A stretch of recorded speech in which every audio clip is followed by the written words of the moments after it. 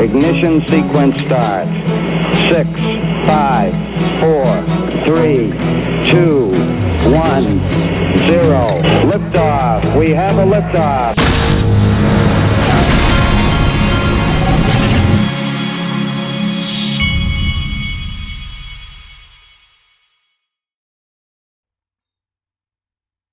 Hey everybody, this is the Digital Asset Investor, and I woke up with a flat tire on my car. Not cool. So I'm going to have to deal with that here shortly, probably after this video. But I wanted to start with, they got this from Crypto D, who, by the way, is the DAI official shark guy. He sent me this morning. This is about that IBM blockchain WorldWire. And before I show you these little slides, and this is from Damor Shahami at DAM00R. My understanding of WorldWire was that it's like he's saying here, it's very similar to on-demand liquidity and is supposed to do settlement. They used to work. It's like they had chosen to work with Stellar, but seems like I remember Stellar stopping working with that. I could be wrong though, so maybe somebody can correct me on that. But it says IBM blockchain WorldWire looks much like on-demand liquidity, and they've got a link here, and it's got these things where it's basically showing you what the IBM WorldWire looks like. And let's see what this is the better slide right here. But it shows you the flows through the bank and all the different things, and so something to go look at. It's there, as Brad Garlinghouse always says, there's not going to be any one player in digital assets, and just like there's not going to be any player in flows of these digital assets. You're going to have the IBMs. Look, when I was in sales back in the day, what they always said was, with regard to this kind of thing, is that don't ever bash your competition. They always talked about don't bash your competition. Having they were talking about that in the context of someone has emotionally bought into that competition. But in regard to what I'm getting at here, when you don't have competitors, that means you don't have a good product. Having competitors is the natural order of things in a free market. That's part of it. And so having competitors is a good thing, and you're going to have competitors. XRP is going to have competitors. That's just the way things work. Why on earth would somebody sit on the sidelines and watch XRP do everything? That's why Brad Garlinghouse is always saying that there's not going to be one digital asset to rule them all. Like I covered something a day or two ago where they were talking about, I think it was yesterday maybe, there was a basket of currencies and how when I was talking about how when I hear XRP as a world reserve currency, I think of it in terms of XRP in a basket of currency. I believe that will happen. I never have really believed that XRP was going to be the only currency in a mix like that. You're going to have central bank digital assets. You're going to have a big mixture, but I think XRP is going to be one of the most important digital assets in that flow. All right, from X-Men XRP at XRP33 sent me this. Cryptocurrency exchange OKX to launch options trading this month. Multi-base cryptocurrency exchange OKX announced that it will launch crypto options trading on December 27th. In a press release on December 9th, the exchange said that the addition of the options makes OKX the first crypto exchange to offer consumer-to-consumer spot futures, perpetual swap, and options trading under the same roof. As I've told you 10,000 times on here, you're going to have all of the same financial products from the traditional financial world, and you're going to have some that are invented and created just for digital assets, and that hasn't changed.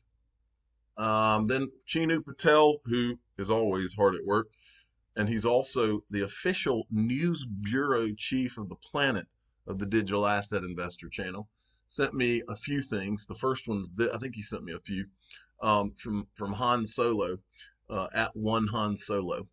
Great news for XRP, and he's tweeting this out. Great news for XRP. December 2019, IMF highlights the importance of public-private cooperation, the proliferation of stablecoins for cross-border payments, and SCBDCs. And there's some slides here. This is from, by the way, just so you know, this is from this. And this was on December 2019. So this is not some old thing. It's called Public or Private, the Future of Money from European Parliament. So this is a pretty important slide here. Let me go back. Here we go. Check this out. Public or private, and then right. So what does the future of money look like? Public or private? In this paper, we show that it need not be one or the other. That's really an important line, is that, hey, this is going to be, you're going to have some that are issued privately, you're going to have some that are issued publicly, and they're all going to flow through each other. Think interledger protocol, maybe. Let me see if I missed a slide there. I think I did. Right here. Due to its global nature, stablecoins also have distinct cross-border advantages. Although domestic payments are increasingly convenient, cross-border payments remain slow and expensive. And then down here at the bottom, therefore, stablecoins are a promising venue for future payment systems worldwide. Let me see, I think there's another one. Distributed ledger, where have you heard that? Distributed ledger tech. So it's all over their documentation. Now this right here is interesting too. This is from New World Order. Let me make sure I do subscribe, or follow. Sending 5,000 Australian dollars to the USD using ODL with Flash FX will save you a minimum of $192 than if you use Australian banks. Everyone will use XRP eventually. I like that. And if you look here, this is Flash FX, and then it's showing you, if you send $5,000, what it is showing you that compared to all these others. All right. And then Anthony Pompliano said, I'm interviewing Congressman Warren Davidson for the podcast tomorrow. What questions would you like to hear answers to? And for those of you that don't know, Warren Davidson is this guy right here. He's the one that put up the Token Taxonomy Act, and so he's a definite that'll be a definitely interesting video. And the question here, or not video, but podcast. Question here is that I would ask the guy is, when is all this going to actually finally happen? That's the question I would ask him. So there's your question, Pump. Okay, Stuart XRP at XRP_Stuart. Great clip from Ripple. That also has really, this is a clip from Brad Garlinghouse and Corey Johnson, back when Corey Johnson was their spokesman. That also has really great secondary and tertiary impacts in working with the ecosystem throughout the Middle East, Brad Garlinghouse. And then this is interesting. It's more than a stamp of approval. They've got the connections on the rails there in the Middle East. So in other words, like the rails are already in place. So that's a good one to go watch if you hadn't watched it yet. Michael at VAL5 links. Okay, now this is interesting. Let me give my disclaimer again. This is a very interesting tweet to me. I think it might be interesting to you as well. Ian Northing, who's at IANBINS, tweeted this out, and this is an interesting tweet. He says, please take your time and read this whole thing. You got to understand the mission. This is from Tony Valentino. You got to understand the mission of Ripple, R3, and others with XRP. This is more than just faster remittance payments at lower costs and banking the unbanked. That's the front story. This is all about preventing a recession and a catastrophic collapse of the global financial system. Central banks cannot just print their way out of this mess. That will cause hyperinflation and speed up the demise of the global financial systems. They need money and shitloads of it without printing. But how wealth creation using XRP, then stabilize it with gold. Now, I'm not, again, I like his thought pattern on all this, and I think that he's right, that XRP is in this mix. I don't know exactly how, but I'm not going to read the rest of this. You should go and read it. But to go through here, it's a really interesting read, and it'll make you think.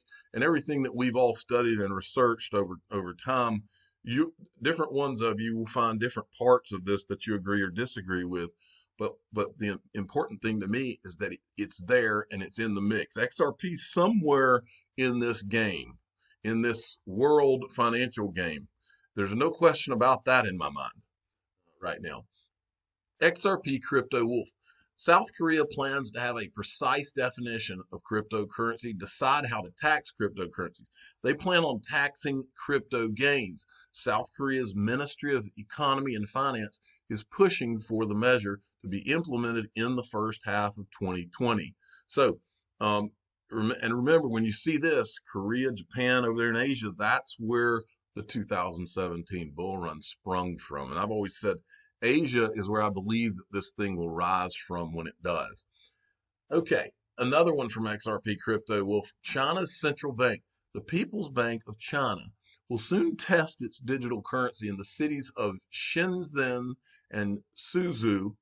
China's central bank partnered with 7 state-owned companies, which are 4 commercial banks and 3 telecom giants, to roll out the test. Now, let me make a point when I read this that I think is worthy of note. And that is, many of us have been impatient with how fast Ripple has gone online with, how fast Ripple has gone online with going live commercially with on-demand liquidity, XRP, MoneyGram, and the corridors and all that. But if you look here, China is basically going to do the same thing. They're gonna roll this out in a reasonable fashion. They're not just going to throw it out there. They're going to do it in a few places, and then they're going to do it in a few more. They're going to make sure that they do their testing. That's the responsible thing to do. And this was from Brian Melancholy, XRP, at MikeHoncho_11, who is the official court jester of the Digital Asset Investor channel. I got a little bug thing here going on. This guy right here, Ganesh Hiramoth, breaking. China launching its CBDC within a few days. The first of 2 pilot phases will be smaller scale and start at the end of 2019. The second, later in 2020, will be a larger scale effort in Shenzhen, according to the report. If all goes well, a full launch of DCEP. So, see, that's how they're doing this. They're phasing this thing in. Let me check. Okay. XRP researcher had sent this out. Now, you can see this on both of these guys' websites. I'm going to show you both of them. XRP researcher at XRP News _3S Money Club has announced that they are joining RippleNet, focused on same-day payments in the UK, Europe, Russia, China, and EMEA. And his website, where you can do read his write-up on it, his website's xrprightnow.com. And then this one was the first where I saw the actual article. Leonidas, his website's xrparcade.com. And he's got a write-up here as well. 3S Money Club. It says 3S Money Club is a digital B2B merchant banking platform with head offices in London. It provides a banking service for a community of selected cross-border businesses where members are accepted by invitation only. And I just want to read this quote here. According to the announcement, by joining Ripple's growing global network, financial institutions can process payments worldwide instantly, reliably, and cost-effectively. It allows network members to exchange instant messaging such as live quotes and payment instructions over one standardized and validated protocol. In contrast, 3SMC is now connected to 4 banking partners through APIs. Each integration is unique and separate.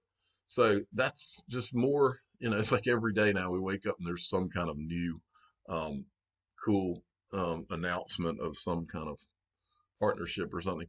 The crypto utility guy, who is the official ex-smoker to the Digital Asset Investor channel, and he was shot as a Nazi prisoner in Band of Brothers, really was.